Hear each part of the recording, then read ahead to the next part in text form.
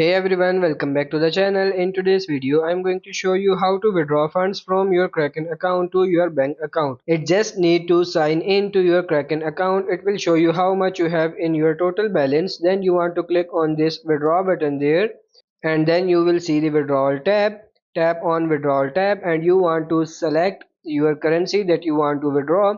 So this can be USD, whatever it is. Scroll down and then you can see you need to put it on your withdrawal tab. So you can choose wire or swift, and they have some other options there. Then you have to add a new bank account. Click on continue. Fill in your bank information, so the description, name of bank, the R band account number, the bank name, the SWIFT code, the bank address, and then basically you need to click on with request withdrawal, and you want to also make sure that you verify your Kraken account. So if you go to withdraw cash in your Kraken account, you need to click on get verified first in order to verify your funds. Then you can follow these steps and then you will be able to get your cash into your bank account. So that's pretty much it for this video. I hope this video was helpful. If it is, like it and subscribe to the channel. Thank you.